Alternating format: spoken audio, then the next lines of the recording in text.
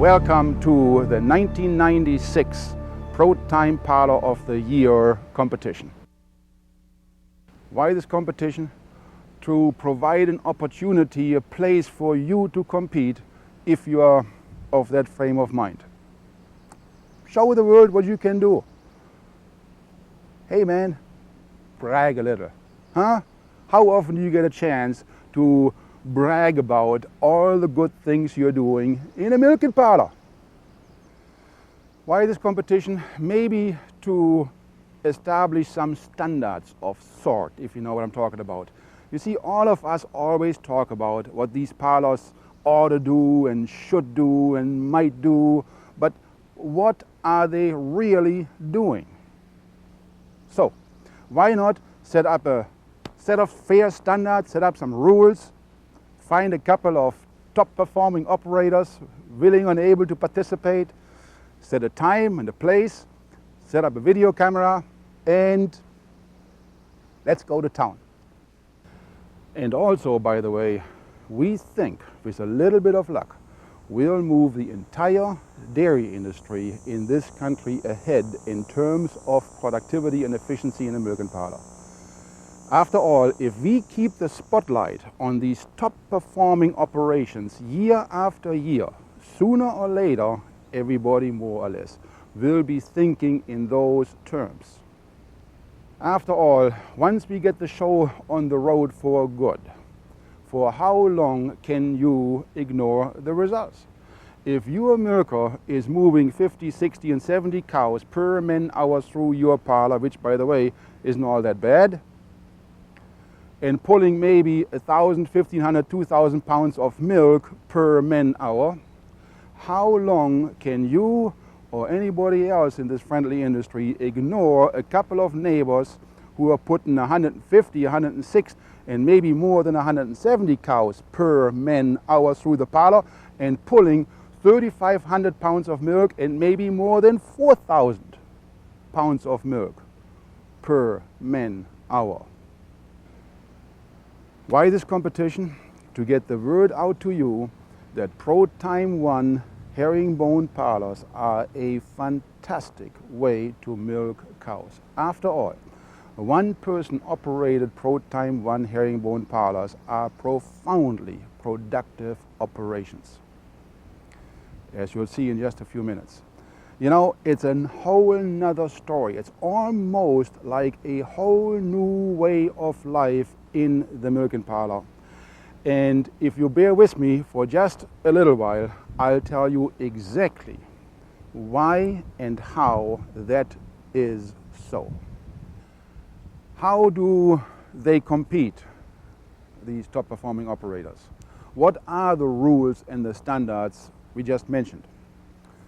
First, only one person in the pit, no helper permitted ever.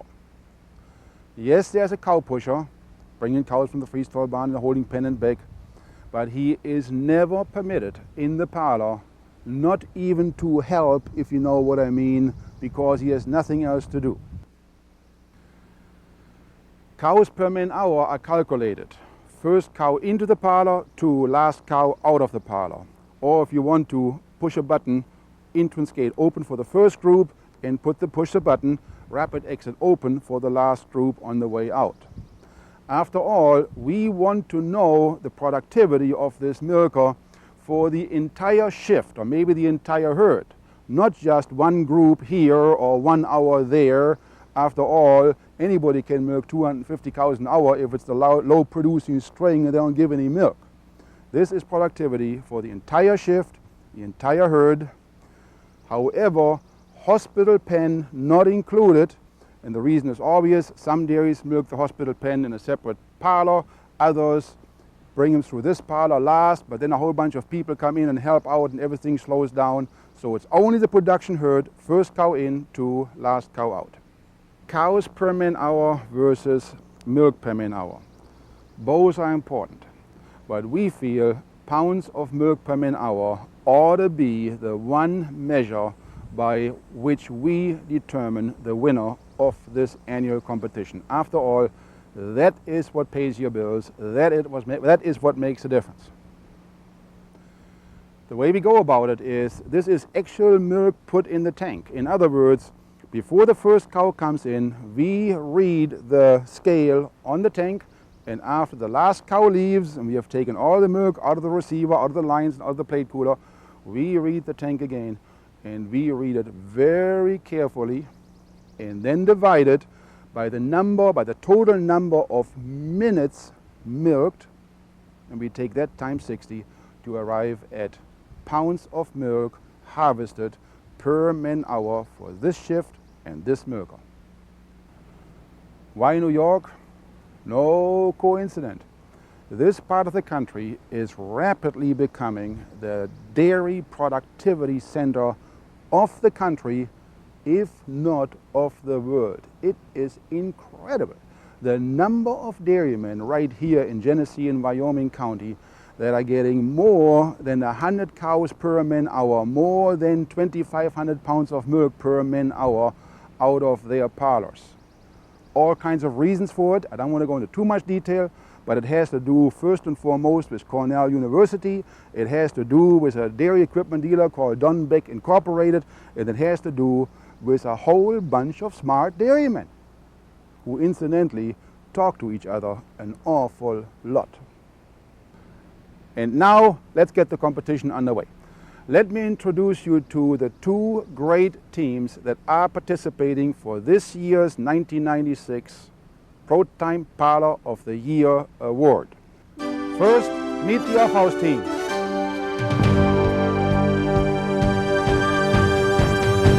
They decided to pick their two best milkers out of a total of 5 to actually make the performance run. And in the off-house case, that is Bill Parker and Brett, what's your last name? Brett Ramsey. And here are the challengers from Table Rock Farms. All right, and the Table Rock team decided to have Peggy and Lorraine represent them in this competition of the off-house team against the Table Rock team for the most productive parlor 1996. And now let's briefly meet our 4 contestants. First, here is Bill Parker, morning shift milker at Off-House Farms. Bill, how long have you been milking cows? Well, 3 years. And always at this dairy? No. Smaller herds? Smaller herds, you know, it's 100 cows. Okay. What size parlor? I was a double 4. Oh, yeah. It's very small. So, how long have you been milking in this parlor? Almost 2 years. And when you first decided, or when you first thought about milking a double 20 parlor with 40 machines all by yourself, what did you think about that? I can't recall. It was a job. Yeah, well, that's a good answer. It's a job, absolutely, you know. Under normal circumstances, now today is a little bit special, right? It takes you how long to milk those cows? 5 hours, 15 minutes. Okay, and that's when you sort of do your day-to-day job, right? Now, today, since this is a record run, understood you're still going to do an outstanding job, right? But you're sort of going to try to outperform the Table Rock team. How long do you think it'll take you? Couldn't tell you. I guess we'll have to find out. One thing that we've always wondered about, here you are, all by yourself in a massive machine like this, right? How does it make you feel? No one really supervised your every move. You know, you can work better alone, I feel. You like working by yourself? Yeah. And Brett Ramsey, afternoon shift milker at Off-House Farms. Brett Ramsey, first of all, I hear you're brand new to the milking, to the milking business. Yep. You have milked cows for how long? Going on 5 months. 5 months. And what did you do before then? Planted cabbage. Plant cabbage. Why not? Somebody has to plant cabbage. How did you get from the cabbage planting business into the milking business? I prefer dairy farms over agricultural Oh yeah. farms. Did you have prior experience milking cows anywhere at all? I milked for a couple of weeks on another farm, but it didn't work out too well. So. Oh, okay. And sometimes it doesn't, sometimes it doesn't, and that's how it goes in life, right? Yeah. Brett, you're brand new to this operation, 5 months only. I assume Ray trained you, brought you up to speed, taught you everything he knows, right? Yep. And being new to the industry, you're new to this parlor. How do you feel about competing in a nationwide competition for Parlor of the Year? Well, after only 5 months, it feels pretty good. You thought it was pretty good, huh? You know what? We think so too. We think it's excellent. You ready to go? Yep. You certainly look like it. Good luck to you, okay? We'll keep an eye on you. And here is Peggy Hooker, afternoon shift milker at Table Rock. Today you are in a double 20. How do you feel? It's all right. Big deal, right? I mean, double 12, double 16, double 8, double 20. I mean, the parlor is a parlor, cows are cows, right? Yeah. It's a woman's. Nobody's gonna believe me if I tell you that it's not really more work.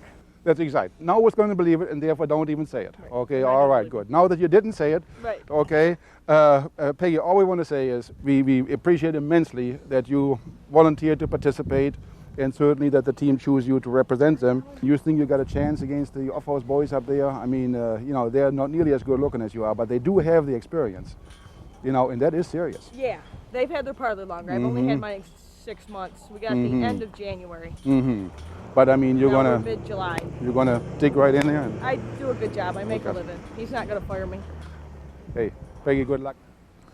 And finally, last but not least, Lorraine Livergood, night shift milker at Table Rock Farms. Lorraine, you have milked cows for how long? Almost all my life I was raised on a dairy farm. Oh, is that right? My grandfather's dairy farm. Grandfather's dairy farm, and then you were raised there. So when did you leave your grandfather's dairy farm? Shortly after I graduated. From high school. Yeah. I helped him out most of the time, all my life. Yeah, or on and off. How old are you? 28. How long have you been working on this dairy? Almost 2 years. Oh, already. Started last November. So you were still in the old parlor, right? No. They just moved up here in July. Ah. I started in November. Okay. So you milked in the double 14 November, Yeah. and then up till November, where did you milk? What did you do? Potato farmer. I worked for potato farmer. Potato farmer. Okay, so you're out of dairying for a while, and then when you started milking in a double 14, 28 machines all by yourself, any comments on that? First time I'd ever been in a parlor. Oh, I'd never seen a parlor till I come here. any comments when they updated that this baby here from a double 14 to double 20? Just put the cows through, I think, a little faster. Okay, So, yeah, and get it over with, right? yeah. But whether that's 28 machines or 40 machines all by yourself, any observations? No problem. No big deal, just do it, right? Oh, absolutely. Cows come in, milk them. That's the way I Okay. see it. Okay, we are ready to go. Let's get Bill Parker on the way.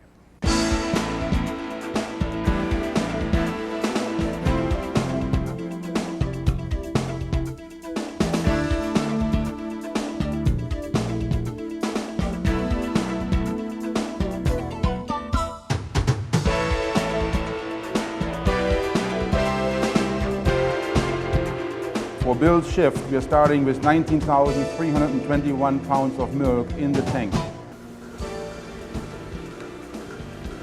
All right, we got Bill Parker well on the way to what will hopefully be a new record in parlor productivity. As you can see, cow traffic into the parlor is totally unassisted.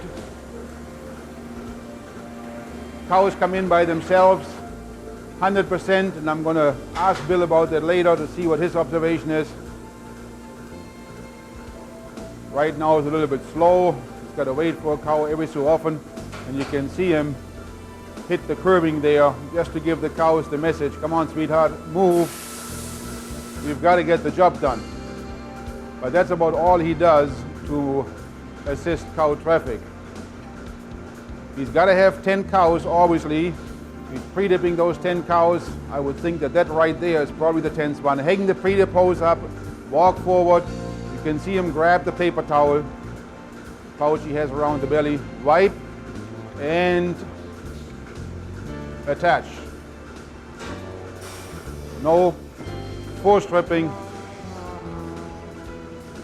Next, clean paper towel, wipe, and attach. Roughly every 8 to 10 seconds he puts the machine on. He keeps the dirty paper towel in his left hand. It's a little bit difficult to see from here, but he accumulates the dirty paper towels for these 10 cows in his left hand, and eventually sticks them into the pouch he carries around his waist on the left hand side. All right, sometimes he accumulates 10 of them, sometimes he accumulates 3, 4, 5 of them. All right, attach number 6 machine. So again, now you realize that these cows get no time for letdown. You know, the first time he manipulates the udder, the first time he actually touches the udder is when he wipes the pre-dip off right there. Okay, that cow right there had maybe 3 seconds letdown time. The question is the milk there or is it not there? And take my word for it, the milk is there and you can see it. The moment the tit cups are on, milk flow starts. Full bore, full stream. Interesting question obviously is, when did the cow let down? Okay, Bill grabs the pre-dip hose, pre-dip the next 10 cows. Hopefully he has all 20 cows in the barn. Let's just see. Oh, one missing. There, push the button, close the entrance gate, hang the tipped hose up on the other side. That's where he's going to need it. When he post dips forward, go back to the 11th cow, wipe and attach roughly every 8 to 10 seconds.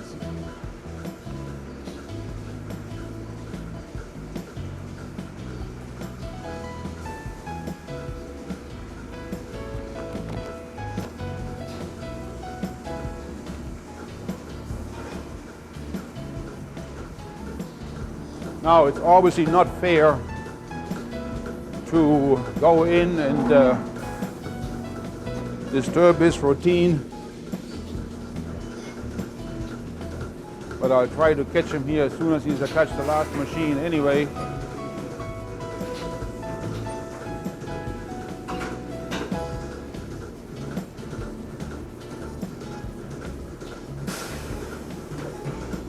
You know, just a couple of minutes ago the question was, if the milk is indeed right there when he attached the tit cup, when did these cows eject the oxytocin into the bloodstream if there was no manipulation of the udder? And the answer is obvious. Roughly 30 to 45 seconds, maybe 60 seconds before the cows know they get the tit cups. In other words, these cows are entirely conditioned to let the milk down on their own. It's a mental process. We call it the conditioned let-down reflex. These cows know exactly when they get the tit cup, and so roughly 30 to 45 seconds before they ejected oxytocin into the bloodstream.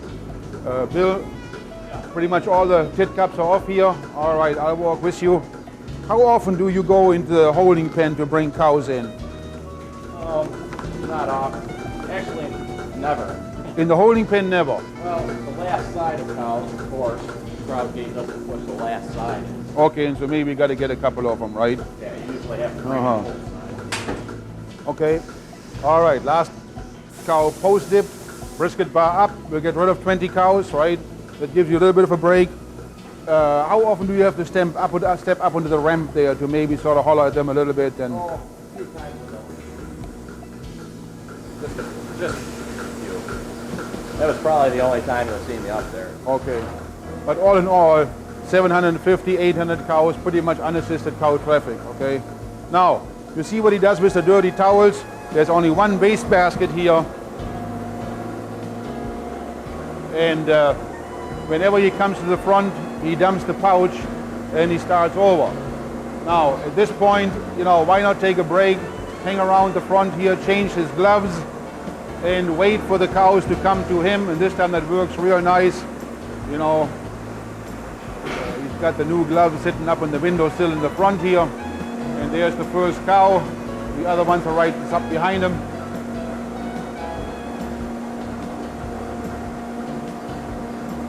Grab the tit dip hose.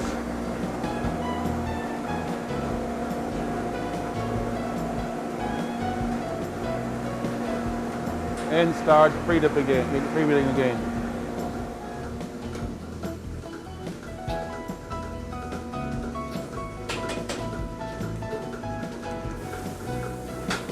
Number 5, number 6, there's number 7,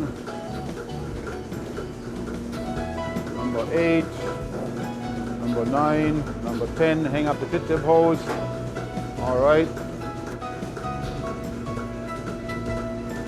We think this is an absolute outstanding routine.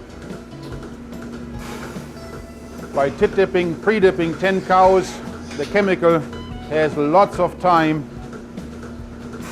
In this case, I would estimate maybe anywhere between 20 to 30 seconds for the first cow, up to maybe 80 or 90 seconds for the number 10 cow to kill bacteria.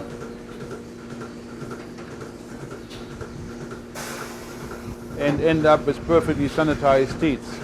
Now, a little earlier, we said that there's only a single tit dip hose in this parlor. Last year, we had, I think there were 20 coiled blue hoses hanging down here, one every second stall. And we noticed that that is an awkward way to go about it.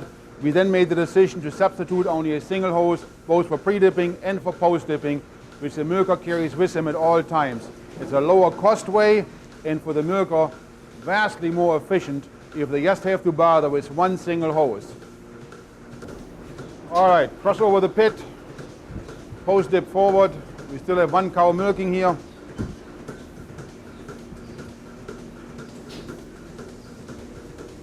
Second cow is still milking here in number 12 stall. And the third one still milking in number 7 stall. Bill, as long as we have to wait for the last 3 cows and you're changing towels here, let me ask you, when did you start using latex gloves on this dairy? Oh, approximately 4 months ago. Okay, and who made the decision to go to latex gloves? Gordy. Do you like them? All right. How often do you change in a typical 4 or 5 hour shift? 2 or 3 times. 2 or 3 times, okay. Keeps your hands clean. Right, and besides they're easier to sanitize and so on and so hopefully you don't spread quite as bit of mastitis bacteria around the herd, you know. The off-house dairy, by the way, is fully computerized. So the system you see here, the Germania AccuWeigh system, hold all milk weighing. In other words, we collect the milk until the cow is done. We then weigh it automatically with a non-electronic system that's understood, together with an automatic cow ID system. All the information after we are done fed into the computer and from there into the management software for further processing. Net effect, a fully computerized milk weighing system without the use of electronics, other than the cow ID certainly, and without moving parts, without plastics, in other words, a rock-solid Germania system. While we are observing Bill, a couple other things you may want to notice. First of all, lots and lots of light in this parlor. The sides of the building literally can be totally opened up via a raised panel system which you crank up and down with a manual crank. 2 rows of overhead fluorescent light in non-corrosive fixtures.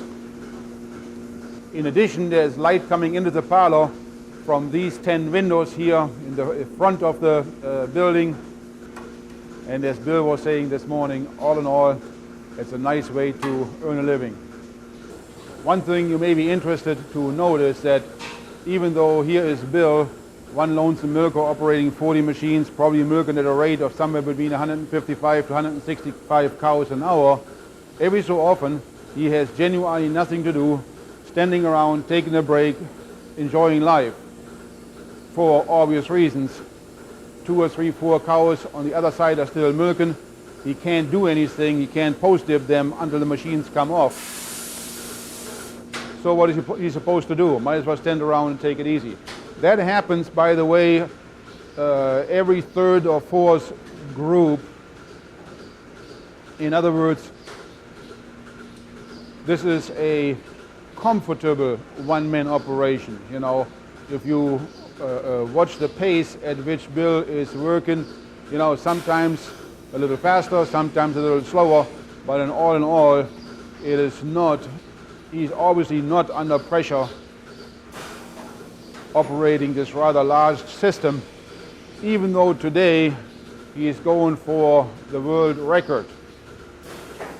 One thing Bill clearly understood, and by the way, all four of these champion milkers understand, is that the only time you make time in this parlor is when you wipe and attach. So they keep right at it and try to attach those 10 machines as swiftly as possible before they pre-dip the next 10 machines and then wipe and attach those. Okay, the morning has gone by. Sun has come up in the meantime. Bill is now in his last group.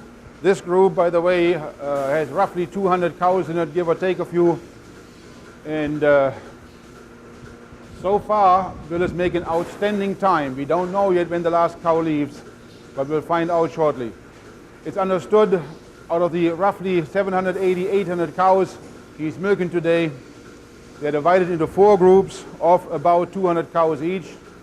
All 800 cows are housed in a single freestall barn, and there's a herdsman out there that's responsible for the freestall barn, bedding, feeding, whatever else, and he's also the one that brings in the 4 groups into the holding pen. So therefore, Bill and the other milkers on this dairy never leave the pit. They milk straight through.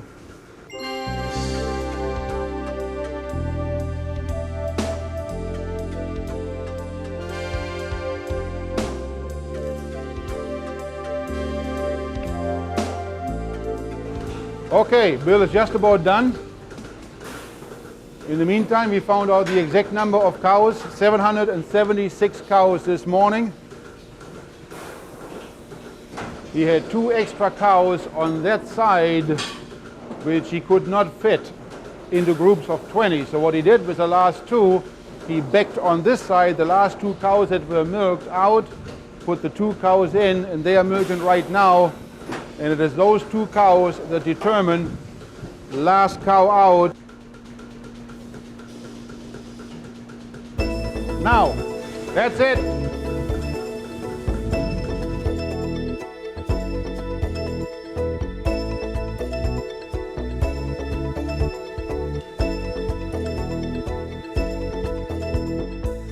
Bill, congratulations. 162 cows per man hour, 3,835 pounds of milk per man hour, a new world record. How do you feel? Great. Good for you. In other words, after working very hard for, what it was, less than 5 hours, right? You're worn out, exhausted, tired, No, ready to collapse? I'm ready to enjoy my afternoon. Let's talk about a little bit what happened in here in sort of how the milking shift went. First of all, our observation was that even though you were obviously trying to establish a new record, several times we had the impression you weren't working very hard, just sort of coasting and tell us about it. Well, you can only go as fast as the cows will allow you to go. It's going a little faster than they wanted, so therefore I had extra time. I mean, if you think about that, here's one lonesome milker operating 40 machines, you would think there's no way to keep up with it, and yet every so often we have you on camera where you're standing there against the accuways and just sort of, you know, enjoying life. Well, that's a good milking shift if you can have one side on and have a few left on the other side. You know that you're running just the right speed. And that's exactly right, you know. And I mean, we, from our point of view, we think that's an excellent way to milk cows. Now, to us, from a manufacturing point of view, the AccuWay is a management tool. How do you look at that? Well, they're dealing with 40 cows at a time. You actually need them to make sure that your cow is milked out. You know, we can detect heats with them. You know, a cow won't let her milk down when she's in heat. I mean, detect the abnormal milk in them. You know, all them together. You know, it enables you to keep track of your 40 cows at a time when they're in here. Okay. Once again, thank you very much and congratulations. And we very much hope that you enjoy the next 24 hours tremendously.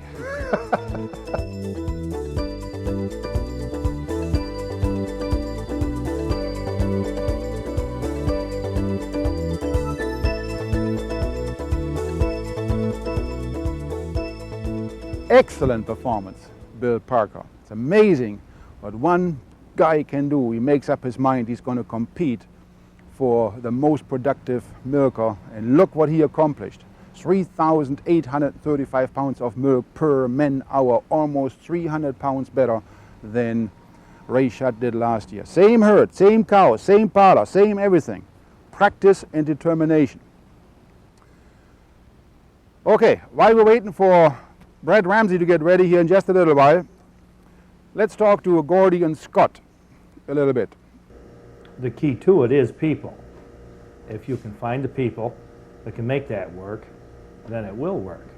And that's taking the time, and it's the turnover is not probably any different percent-wise than it was when we had a double 9. And the surprise to a lot of the milkers was they weren't any tireder when they got done milking a double 20 than when they milked a double 9, which is certainly, there's many double 9s being operated by one person everywhere. And this is no different as far as tiring somebody out. The advantage of this is they do not have to watch out for treated cows or mastitis cows. They are taken into a holding area or a sick area in another place, and so that lets them concentrate on their job. If I could go back to 2 years ago making the decisions on building it, I would have made it larger. Our first challenge was the double 20. It was kind of a recognizable challenge, we thought, to run it with one man. We spoke with you on it. We spoke with our service group there, and we decided to stay with the double 20. We contemplated a 24, and I wish we would have done that. Mick, when the typical dairyman thinks of a dairy equipment dealer, everybody knows what a dairy equipment dealer does. He sells and installs equipment, right? But I think there's more to it than that, isn't there? I mean, how do you see your involvement, meaning the Beck team involvement in a project of this nature? Be able to work with the management,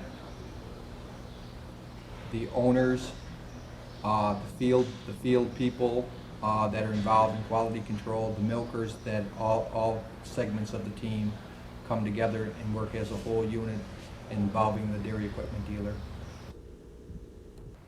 Looks like Brad Ramsey is ready to go. Let's get him underway.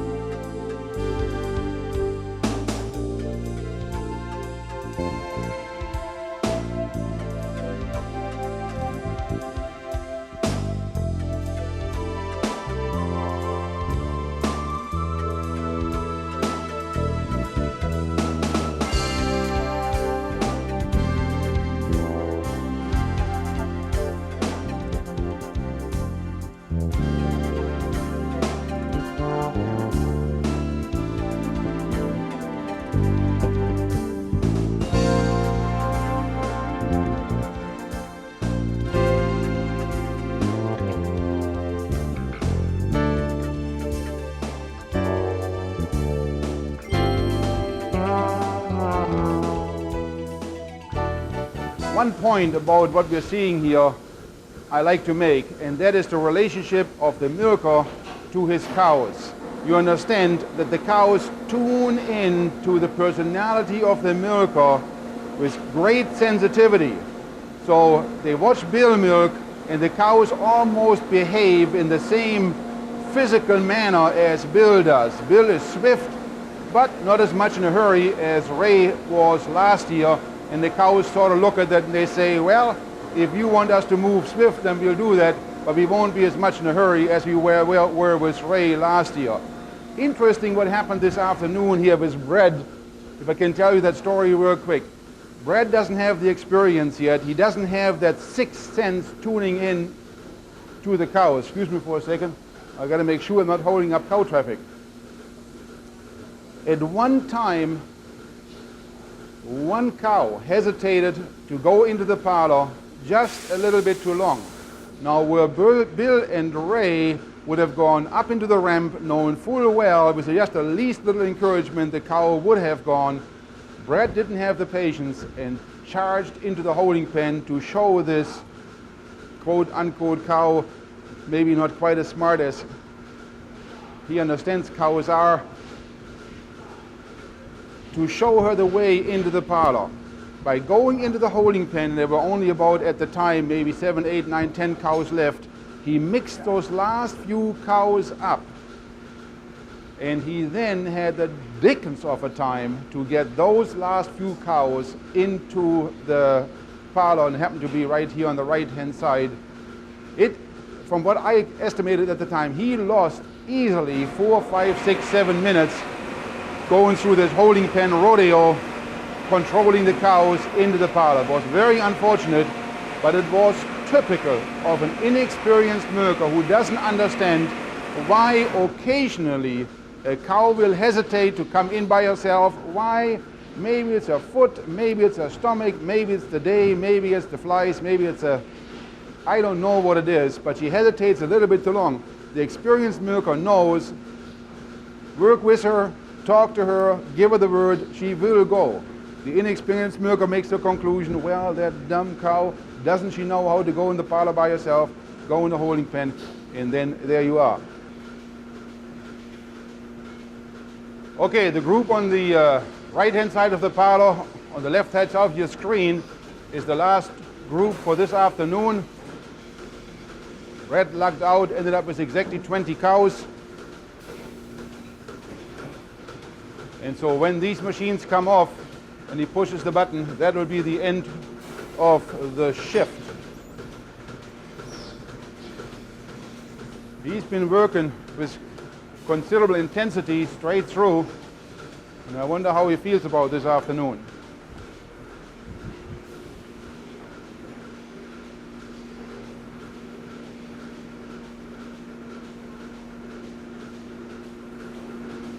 There's no doubt he'll come in maybe 10 to 15 minutes longer than Bill did this morning.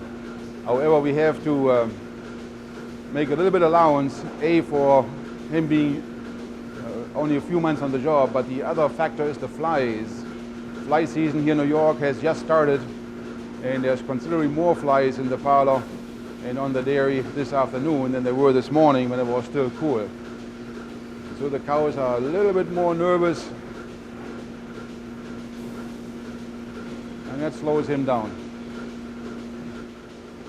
Okay, while we're waiting for Brad to get to the end of the shift, just a few minutes ago I stepped over into the holding pen just to observe the last. He had maybe 60 cows left there. How were they arranged? How was the crowd gate being operated? And it's very interesting that every time I go back there, it hits you how absolutely critical it is not to go into the holding pen. Don't go into the holding pen. Don't go into the holding pen. You know, he has the last 60 cows for today, Brad's shift, and every one of those cows nicely arranged, head forward, not packed too tight, but no confusion. Cows chewing their cud. They know exactly who will go in next, who will go in after that, who will get milk last. Tremendous order back there in the holding pen. Now, interestingly enough, the Germania automatically sequenced cow traffic system, and I'll tell you a little bit more about it in just a few minutes. We post-dip the last cow, we push the button, it says brisket bar up, brisket bar goes up in front of the cows, first retracts from indexing, and there it goes again behind me, retracts from indexing, goes up, stays up there for barely a second, immediately comes back down. We open the entrance gate automatically, and the cows know it is time to march. Now, until a few months ago, we also started the crowd gate automatically. At about that time, we then ran it for 30 seconds, 60 seconds, 120 seconds, whatever, and then the crowd gate would shut off automatically. We learned something very interesting from this dairy. Gordy pioneered the idea that the crowd gate should be run on low pressure, not on the typical 80 to 100 psi pressure on the air motor, but maybe only on 30, 40, or 50 psi. They switched it over, and that's indeed what's running there this afternoon. And I'm telling you, we call it the Germania Gentle Brute. Crowd gate runs on probably 40 psi there, and is a beautiful thing to watch. It is just enough pressure to move the gate itself ahead, and just put a friendly reminder on that last heifer back there. Please, when you get a chance, would you please take 2 steps forward, and then certainly the gate is right behind it. The gate runs very gentle. There is no cows under pressure, no cows falling down. It is hardly any noise. It just sort of chuckety-chuckety-chuck goes forward, and it's a beautiful thing to watch. Brett, enjoy the moment. Right there. Thank you very much, my friend. How do you feel about life? Tired. Tired? Hey, Brad, one thing I gotta say.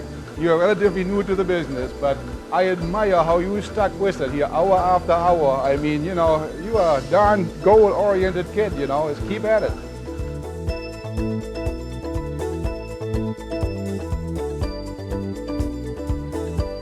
Brad milked only 159 cows per hour, but he harvested, believe it or not, a cool 3,986 pounds of milk per man hour. He got within that much of 4,000 pounds of milk an hour.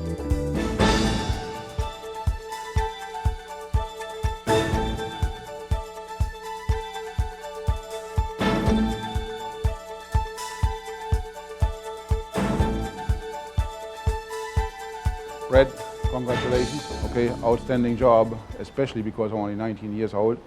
Bill, congratulations. Equally as outstanding a job, and it would have been great if both of you would have been the same, you would have been ahead, whatever, but only one of them can harvest the most milk per man hour, right? Isn't that something? Brett Ramsey, 19 years old, never milked cows until about 5 months ago. And here he is, as of right now, this minute. Now we're only halfway through the competition, but as of right now, this minute, he is the champion in this competition. 3,986 pounds of milk, almost 2 tons he pulled there for the last 2 hours. Okay, how about we take a ride in the country, and with some luck, we'll end up at Table Rock Farms in about 45 minutes.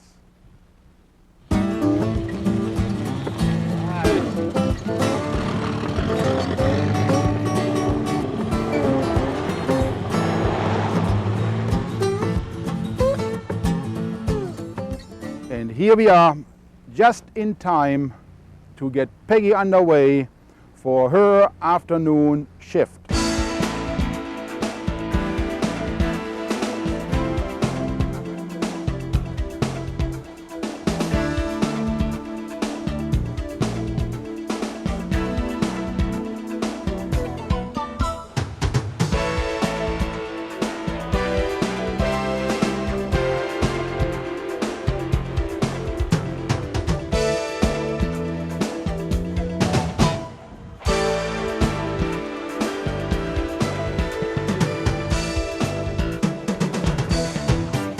Okay, we got Peggy up and running. Now the fun part of this is, once again, Peggy is not a professional milker. She's not grown up in a dairy farm, but here she is operating 40 machines, Going to milk approximately 800 cows. We'll let you know the exact number in just a minute. In about what we estimate is probably going to be 5.5 hours. Let's just see how it works out. And I'll be back to you every so often to fill you in a little bit on what's happening, what are we seeing, but specifically, what are you not seeing in this parlor.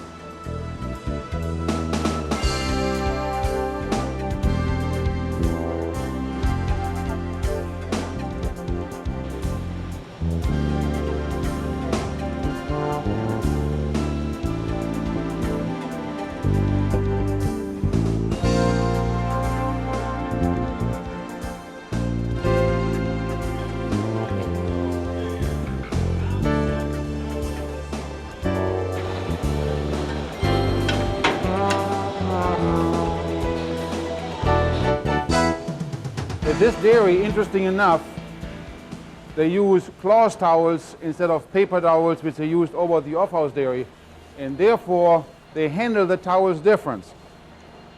Where the off-house dairy, as you remember, clean towel, dirty towels, and then at the end, whenever they come up here at the end of tit dip, dump the dirty towels into that one single barrel.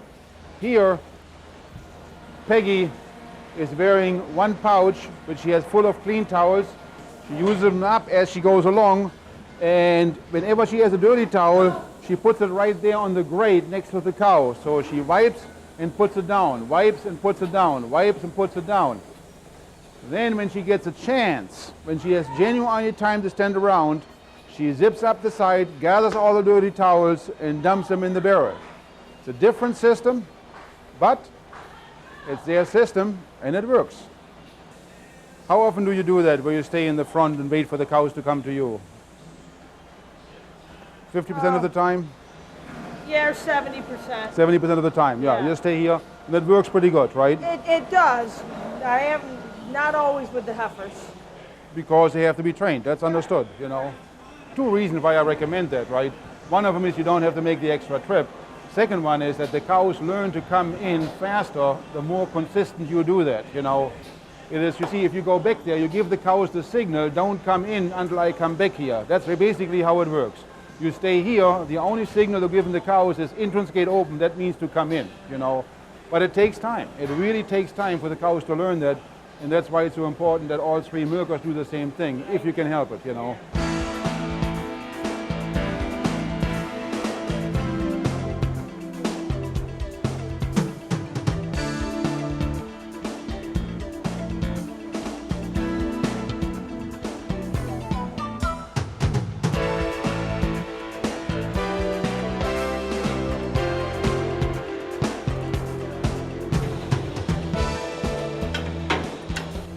Now bringing in the last 7 cows, which will be an incomplete group, so I think she's going to walk them forward with the 7th cow being the last one standing there. And I think that'll be all right.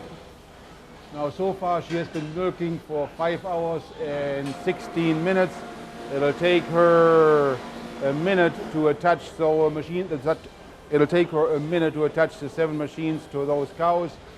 The last machine is going to come off 4 or 5 minutes later, so she'll be done, I would estimate right now, at 5:20, 5:21. Peggy, you're milking an incomplete group right now, and you're waiting for the last cow to milk out, right? Yeah, But milking, okay, milking an incomplete group with the last cow standing there all by herself. Ever any problem about the cow getting away from you? Sometimes, but not in this group. In the heifer group, yeah. It could happen, yeah. A little bit too nervous. Yeah, these guys are down to the end. These guys are getting close to drying off. And so she just stands there because she's used to it, yeah. Okay. That's it. That's it, huh? It's over. How do you feel, Peggy? I'm all right. You get to do this every day, and it's just all in a day's work, right? Congratulations, okay? You did fantastically well. It made a very good impression. We have to calculate the results. We'll let you know in just a second what it is, okay?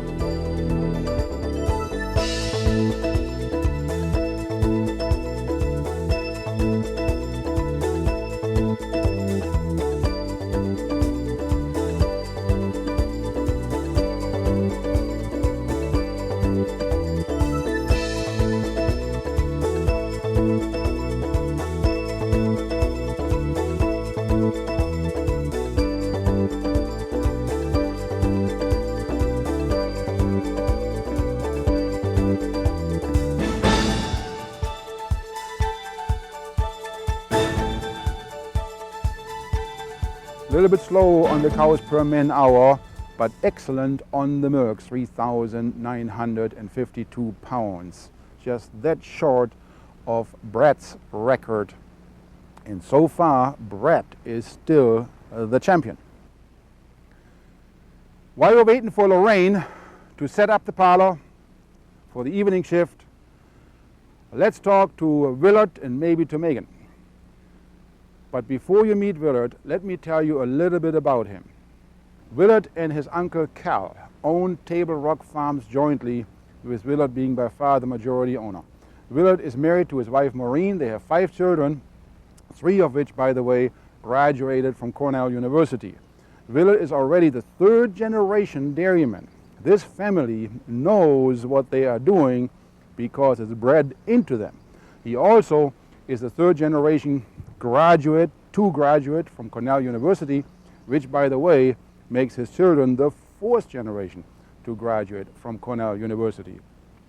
And as you can imagine, he is involved and has been involved heavily in the local community, as well as and especially in the dairy industry in this part of the country. Among other things, he's been past president of the Letchwood Center School Board. He has been involved with the advisory council for the College of Agriculture at Cornell University. He's been involved with the advisory council for the Animal Sciences Department at Cornell University. He's on the State Farm Planning Committee on Manure Handling and Management. And he received, in 1995, he received the Empire State Agricultural Human Resources Management Award for the 1995 Outstanding New York Farm Employer. And finally, and this is the one that is really impressive, Willard harvests 1.4 million pounds of milk per employee per year. You think about that. Just in case you are wondering where this outstanding productivity in the milk and parlor comes from, that is no coincidence.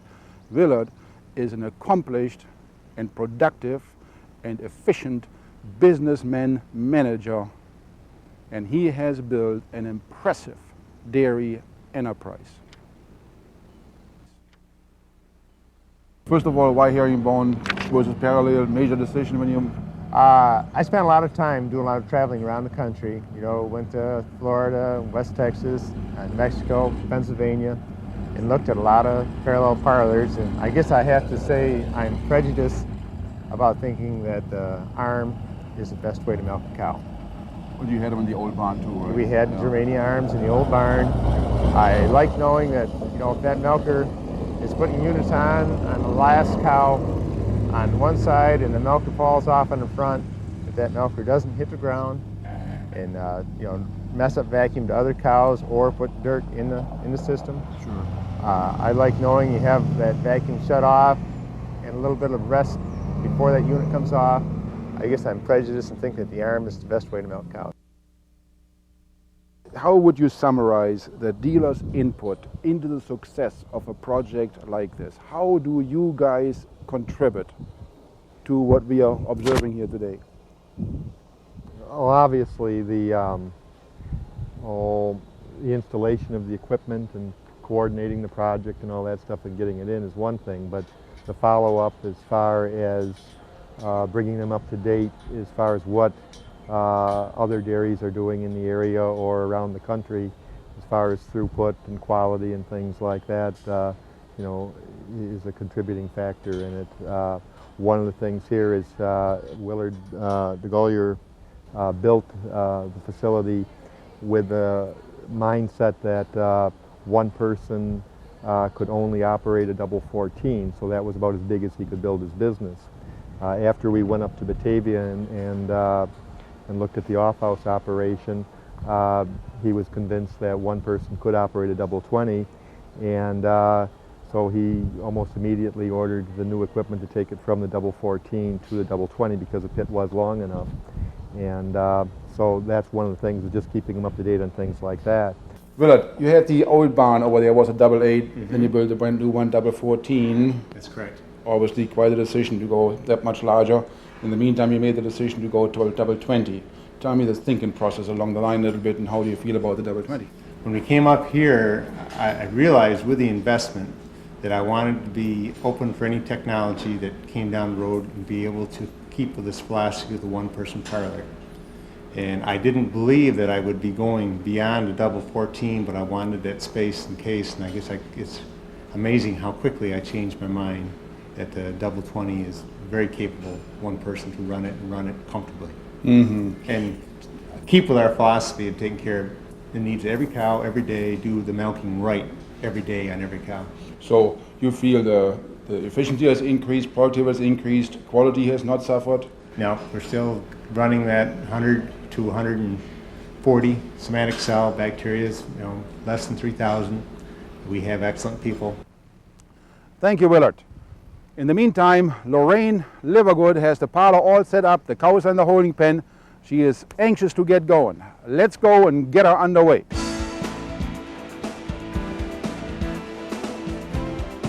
On the way to the World Championship, I know this girl is going to do it. I can just tell it with the self-confidence she walks.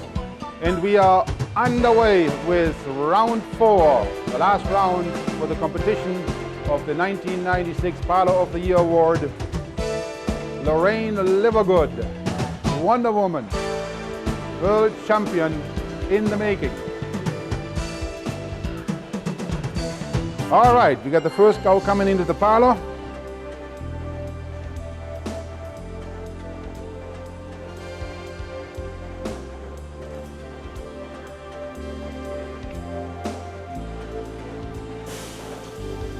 Hey, look at that. Look at those smooth touches. Look at those fluid movements. Man, look at that technique.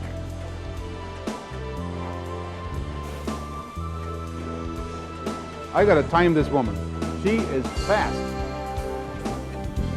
She is fast, smooth, and swift.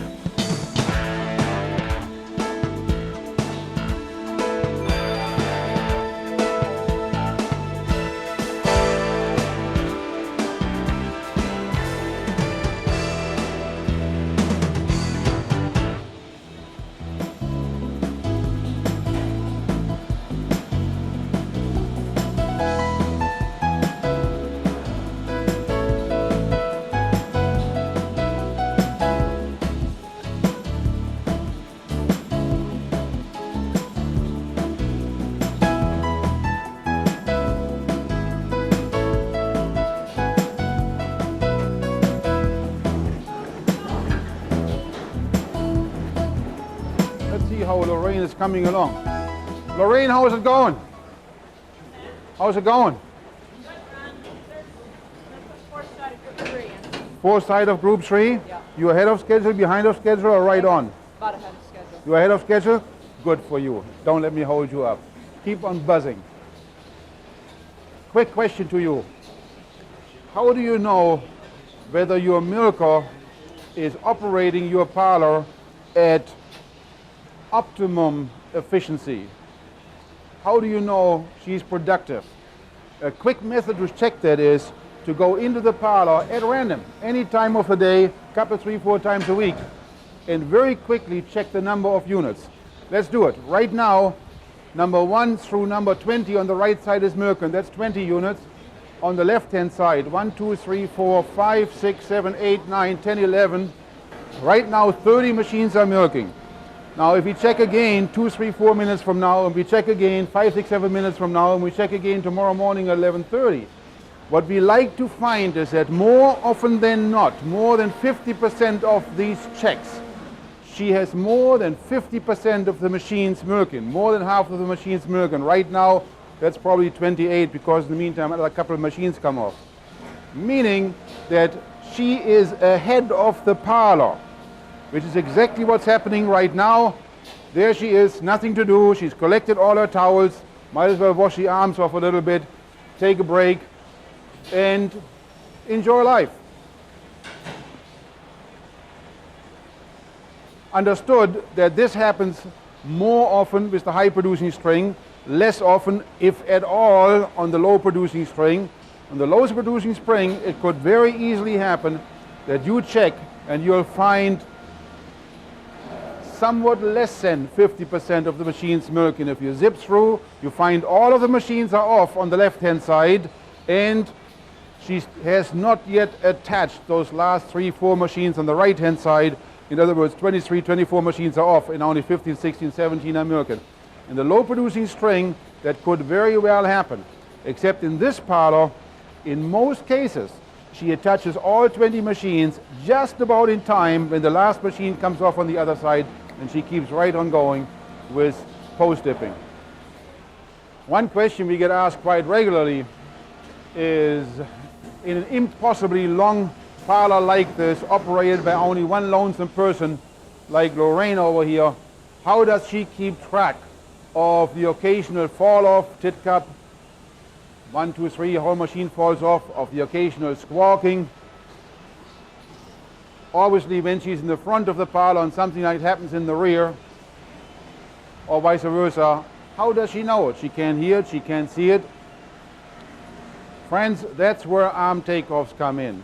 Because on arm takeoffs, you see the weight of the claw and the teat cup certainly is supported by the arm and not by the udder. And it's common sense, squawking is caused or due to any number of factors, but if you remove the weight of the tit cups and the claw from the udder and put it on the arm, the number one reason for squawking, namely gravity, is taken care of. Same with fall-offs. Now, we are not saying that there is never a squawk and never a fall-off if you operate with arm takeoff and you support the weight of the claw on the arm. But the number of times that it happens is greatly and vastly reduced. It happens, but very, very seldom. With arm takeoffs, the milker has the peace of mind that once she attaches the machine to the cow, basically that cow will milk out good and proper to the end. Okay. And there she is, bringing in her last cows. Lorraine, don't slow down. You got a record in the making here. Just keep on going. All right. We got a few more cows in the holding pen.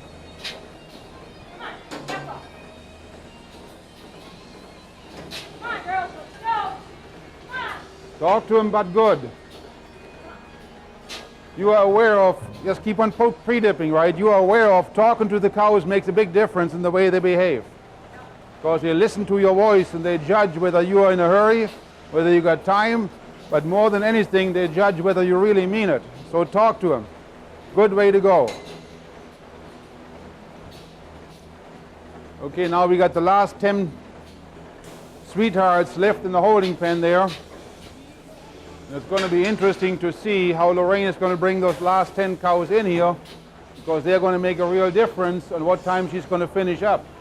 If those 10 cows are going to give her a hard time, she's going to lose 5 or 10 minutes. If she handles them right, she'll save 5 or 10 minutes. Okay, not easy for Lorraine to get those last few cows in, but she managed, right? You got them all in, Lorraine?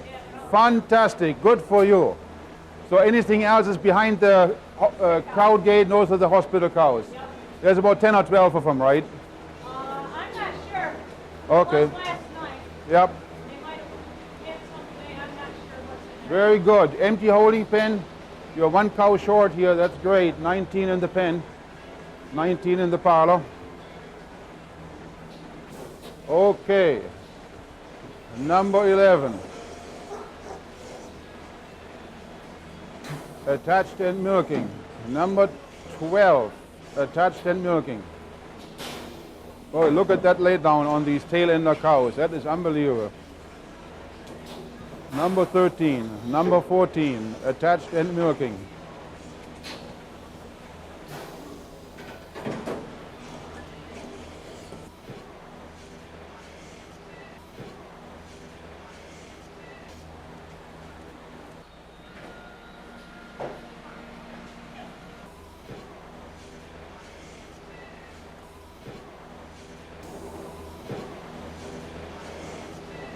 All right, 2 more to go. Number 18 and number 19.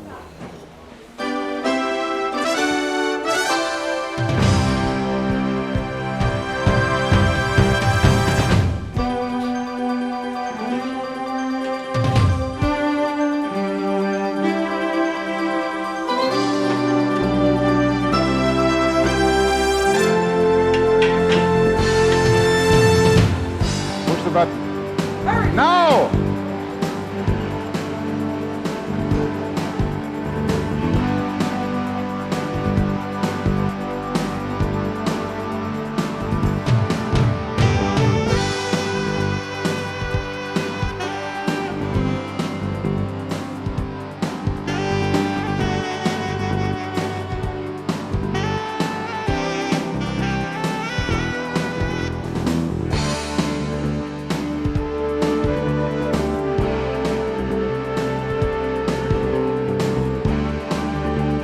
Lorraine, for 1 year, you're going to be champion of the world in milking a pig.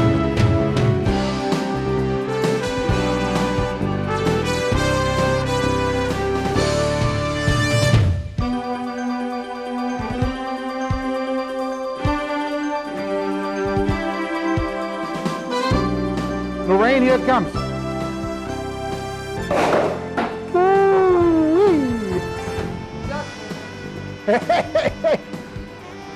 Lorraine, here's to the new world champion of milking parlor productivity. 158 cows per hour and 4,035 pounds of milk per hour for 5 hours straight through. Here's to you.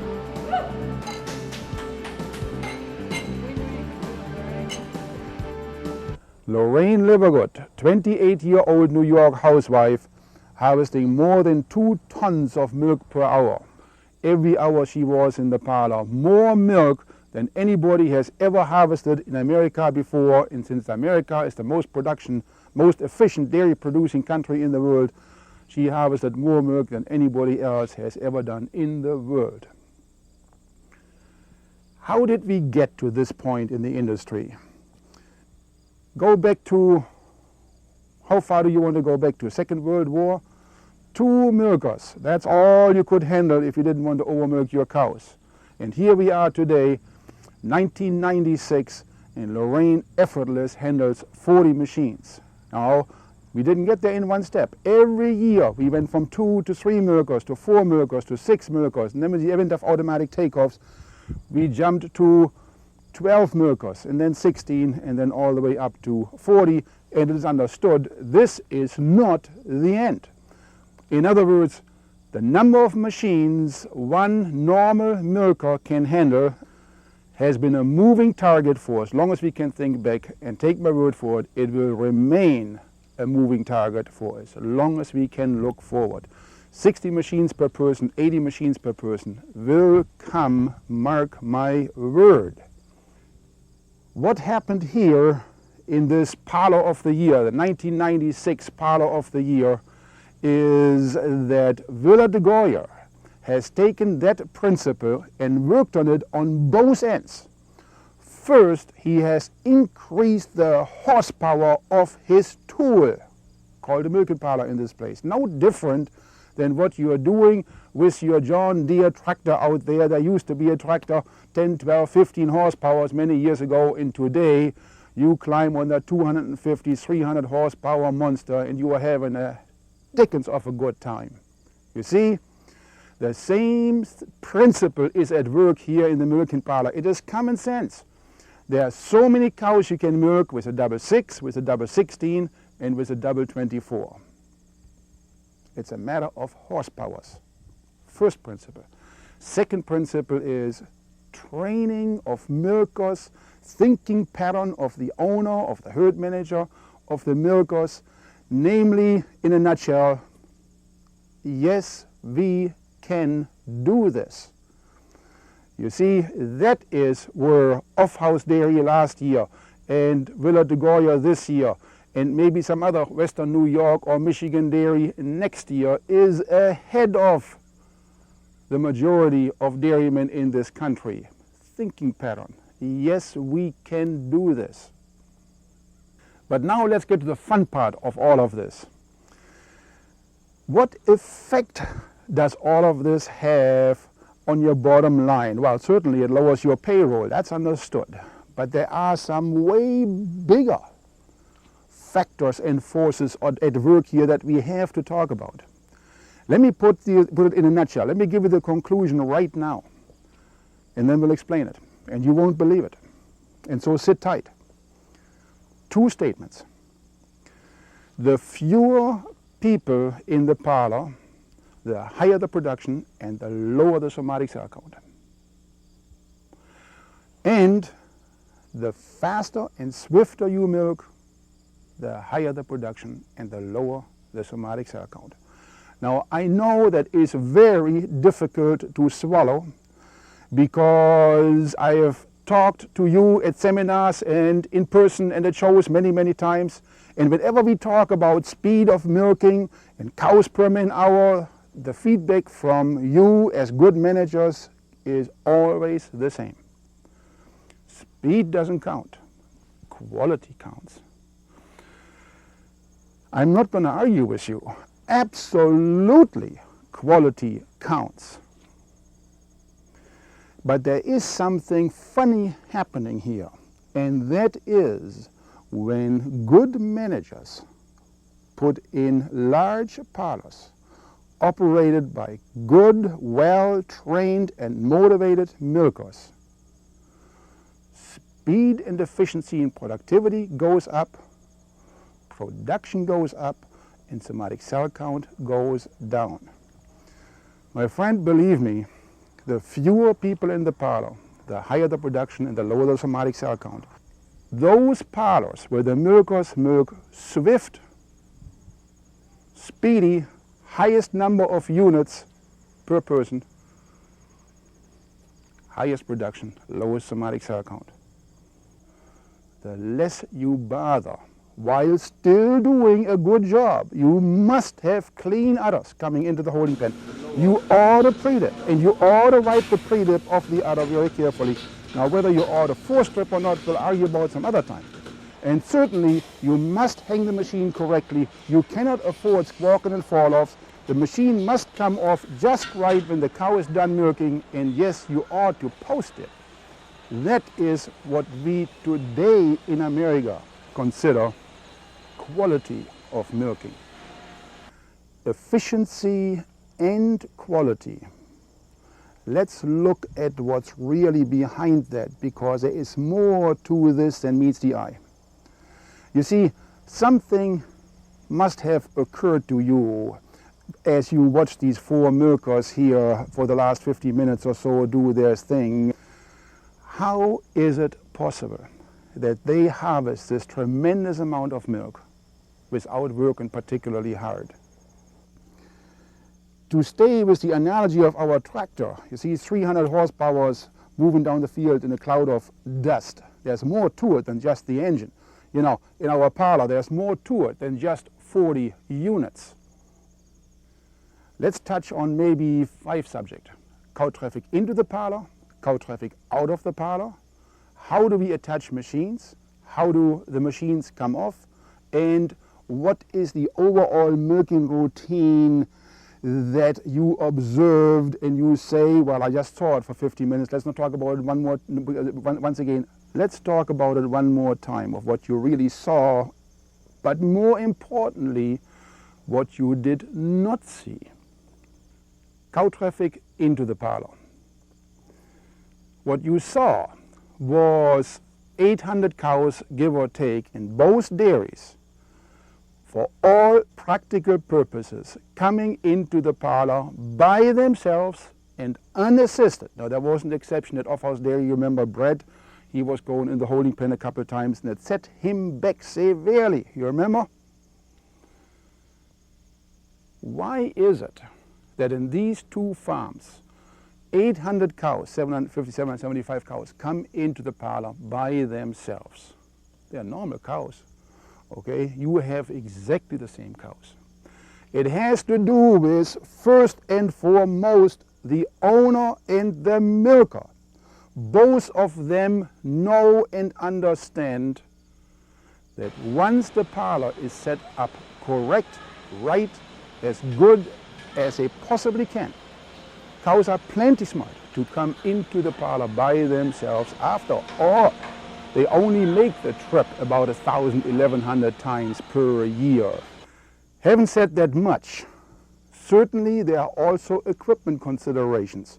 For example, it does make a difference if the holding pen is sloped upwards, maybe 2, 3, 4, 5%.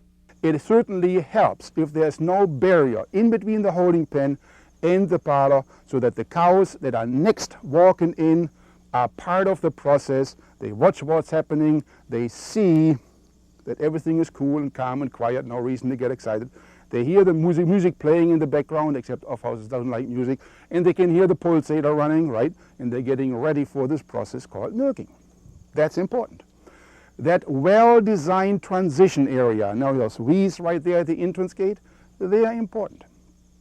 It makes a difference. It helps guide the cows in there, small factor. It makes a big difference when the cows look into the parlor just as they start to walk into the parlor, to see this wide open cow platform right there. You see, we designed the brisket bar to be wide open, nothing in front of the cows, no fences, no sheet metal, no pipe, no nothing, because it makes a difference in the way she walks in if the cow platform she's expected to walk onto is wide open, perfect visibility. It makes a difference if the brisket bar is straight, no bumps, no positioning, strictly straight, walk along it, slide along it, move your rear end over and in position, and hallelujah, there you are. Cow traffic out is the next consideration. In the old days, thread all those cows through the exit gate, one by one, took you forever. Nowadays, push a button, the brisket bar goes up, cows leave, takes about 6 seconds, 8 seconds, 10 seconds at the very most, and you have an empty cow platform. Doesn't matter whether you milk a small herd of 6 cows or a huge herd, huge group of cows of 40 cows, which by the way is the biggest prototype parlor that we have currently installed, double 40 herringbone in Kansas. Attaching the machines is the next one. You can waste an awful lot of time getting a milking machine onto the udder. What are the factors? First of all, are the cows indexed and therefore in proper milking position, indexed by the front end? And are you milking with rope type detachers or arm detachers or no detachers for that matter, okay? Indexing briefly, there's many different designs. The brisket bar you are seeing here, as the cows move in, gradually moves toward the cows and makes the available space smaller and smaller. Cows sort of move backwards a little bit, first with their rear end against the splash shield, and then they even turn sideways a little bit if it's one of the bigger cows to get away from the brisket bar. And before you know it, ever so gentle, ever so easy, they are all in the best possible position so that the milker can get to the udder. Having the udder exactly where the milker needs it is the first part, or fastest possible attaching. Second consideration is the arm takeoff. You see, take a look at the milking machine right there versus a machine with rope, chain, or cable type detachers, right? Look at the difference. You see, with the arm, the machine hangs just like so, maybe sort of natural, well presented to the milker. Therefore, she never has to take the claw, untangle the unit before she even can get to the udder. Watch those 4 milkers one more time, how they go about it. They all have a slightly different pattern, but ultimately it's always the same. They get to the unit, wipe the udder, push the start button, take the 2 tit cups and flip them onto the udder and the next 2 tit cups onto the udder, and they move on to the next unit. It's all sort of intermingled in one motion. They get there, push the button, wipe the udder, grab the tit cup, slip it on the udder. They never touch the claw for all practical purposes. Claw is supported by the arm. No need to touch it. And it happens so swiftly. In other words, it is not a sequential event like so many people think, or so many people will tell you. 45-inch cow-to-cow distance herringbone, double 20, double 30 is impossible. An impossibly long parlor. You can't walk that far. The walking time will take way too much time of your milking routine. Oh, friends, what baloney. You see, it is all part of working. Walking to the next stall, pushing the start button, moving the arm out there, and wiping the udder and flipping the tit cups on. It all happens sort of together. You remember a few minutes earlier, Lorraine's average time spent per cow. One time it was 6.6 seconds, the next time it was 7 seconds. That is wiping, attaching, starting the machine, and moving to the next unit and the next unit. 6.5 to 7 seconds. What are we talking about? Too much walking distance.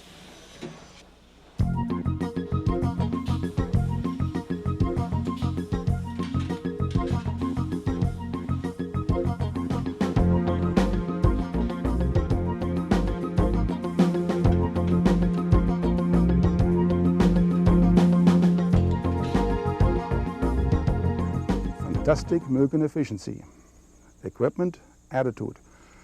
Let's talk about putting it all together. A good milking routine. What is all intermixed? What's in there in this good milking routine?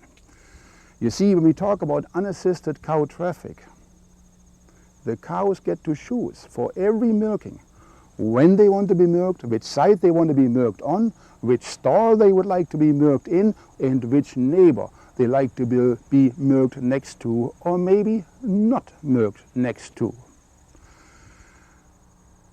Unassisted cow traffic also makes for terrific consistency. You see, if your milker doesn't go into the holding pen to celebrate this great holding pen rodeo, it makes for terrific consistency. The cows always get to be milked when, where, and how they would like to. That leads to relaxed cows, perfectly relaxed cows. And perfectly relaxed cows, all the oxytocin from the brain gets to the udder, every last gram of it. And here we go, right? All that oxytocin gets to work on the udder. That leads to fastest possible milk out and cleanest possible milk out. What is she doing milking routine-wise, and what is she not doing? In a nutshell, she is doing what needs to be done. It's called milking cows. But what she is not doing, and that is way more important, is that kind of work in the parlor that doesn't need doing. Lorraine and the other 3 milkers, maybe you noticed, are not four-strapping.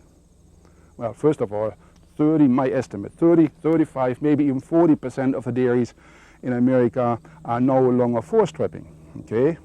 It has to do with lower mastitis levels, very much lower somatic cell counts, And so, you know, take the off-house dairy or the Table Rock dairy or any other 1,000-cow dairy. How many new mastitis cases can you expect to find when your average somatic cell count is 100,000? Well, it's about 1 cow a week. Now, on my calculator here, without recharging the batteries, that's 1,000 cows, 3 times a day, that's 3,000 cows, that's 4 teats, that's 12,000 teats, times 7 days, that is 84,000 teats you are pulling to find 1 mastitis case. Doesn't look to me like a very productive use of your labor. So as we are concerned, that's also work that doesn't need to be done, provided certainly that your level of mastitis is very low. You know, somatic cell count for sure should be below 150 or 180 before you consider no longer force stripping. And with that, let's put it all together very briefly. Large parlor, 40 machines, 1 person. Well put together holding pen, transition area, cow platform, therefore unassisted cow traffic in, swift cow traffic out, fast as possible attaching, understood with the arm takeoff, never any squawking or fall off. Therefore, lonesome Lorraine way back on the 40th machine there doesn't have to worry on the first machine over here because she genuinely couldn't see or hear that far. The arm supports the weight of the claw. Therefore, for all practical purposes, no squawking, no fall off. Another major problem in common that occurs quite regularly in common parlors, solved very nicely and very elegantly. Cows are very relaxed. Therefore, oxytocin, fastest let down, cleanest milk out, shortest machine on time, therefore generally better teat ends. Because there is no stress, neither on the milker nor on the cows, because there's no overmilking, because there is no unnecessary manipulation of the udder, all of that together lowest somatic cell count. For all practical purposes, there is no kicking in these parlors. Take my word for it, for all practical purposes, cows and heifers in these parlors do not kick. There is not a can't kick in sight in most of these parlors. These 1-person operated double 12, double 16s and double 20s. Why is there no kicking? Because there's no surprises. The cows know exactly where they are, why they are there. They know exactly where the milker is, what she is doing next. There's no surprises and therefore no reason to kick. Would you believe in these parlors there's appreciably less crap? The cows are relaxed. Very little dropping of manure, certainly on the way out once the brisket bar goes up, they drop a couple here or there. But on the parlor itself, the cows stand perfectly quiet, head over the brisket bar, chewing their cud, concentrating on milking. You know, you put it all together like that, it's almost like a whole different way of milking. It's almost like a whole different way of life in the milking parlor. And friends, it really is. But it takes all those elements together. A relatively good sized herd, the owner, the milker, the equipment, the trained cows, the thinking on the entire dairy. Take it all together and it becomes almost like an entirely new philosophy, a new religion, a new way of life. And it is a wonderful way of life. Throw one more thing in, and that is, you see, is this a stinking old milking parlor? You know, those typical damp, dusty, dirty, depressing dungeons that cows are milked in around the world in the majority of cases? Oh no, my friend, this is a highly sanitary, well put together food processing facility, comfortable, pleasant to be in for the cows, comfortable and a pleasure to be in for the milker, good ventilation, comfortable floor mats, lots of light, lots of stainless equipment that does exactly what it was designed to do, and reliably so, day in and day out. And all of a sudden, this process called milking has become something totally different. It's almost like you are in the food service business, for sure in the food processing business. It is a wonderful way of life. And that's the story of the 1996 Parlor of the Year. Congratulations, Lorraine Livergood, you are a fantastic woman. More power to you. For the rest of you, we'll see you again for the 1997 Parlor of the Year. And if I had to place my bets, I'm going to bet that it will be again a dairy in Western New York, the dairy productivity capital of the world. Thank you. Oh, and by the way, you know, New York doesn't have the only productive parlors. If you just watch a little bit more on the tape, we'll give you names and addresses and phone numbers of a whole bunch of double 12s, double 16s, double 14s, everywhere in America. The Pro Time 1 parlors, profoundly productive, one-person operated Pro Time 1 parlors. I bet you there is one not too far away from you.